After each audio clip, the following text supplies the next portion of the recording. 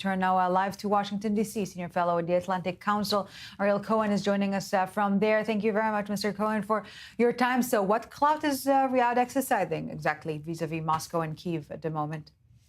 Thank you so much for having me.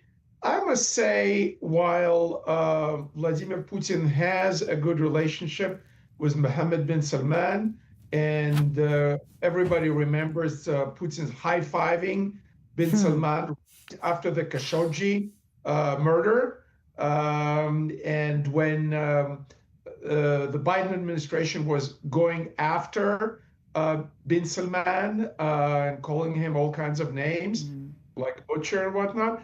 In reality, the real clout of Saudi Arabia is money.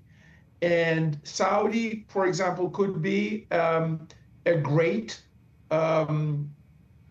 investor in Ukraine. A number of Gulf countries are actually looking for places to invest. I do a lot of work, consulting work on Central Asia, and I come across Saudi, Emirati, Qatari, big billion-dollar, multi-billion-dollar projects in that part of the world. So after the war, Saudi Arabia can play a positive role. Maybe even Putin is suggesting Saudi peacekeepers, although it's going to be very cold for poor Saudis in the steppe, in the prairie of Ukraine and Russia.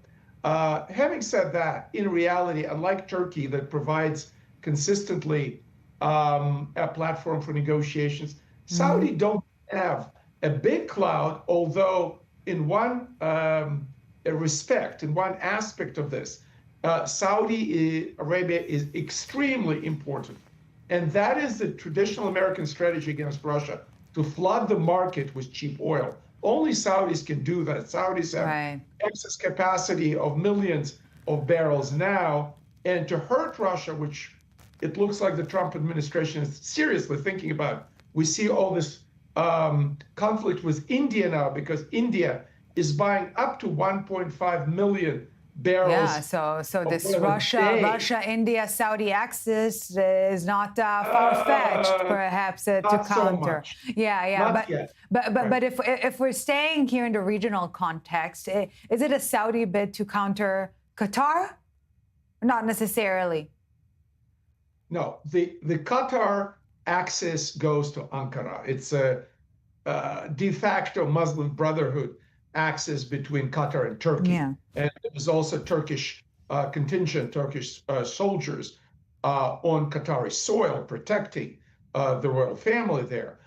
Saudi Arabia is a competitor with Qatar and Turkey. Also, Russia, for example, could have appealed to Saudi Arabia to support their bid to sustain their naval presence in Syria, because Saudi is becoming a big funder of the Ashara regime in Damascus. So Saudi support of Russia keeping Tartus and Latakia would be something Putin would be asking bin Salman. Well, yes, all of this and much, much more. And we've mentioned Turkey, and we're going to dive in further into that in a second. Not before we thank you very much for your time, Mr. Ariel Cohen, Senior Fellow at the Atlantic Council. We appreciate your time and your insights, sir. Thank you.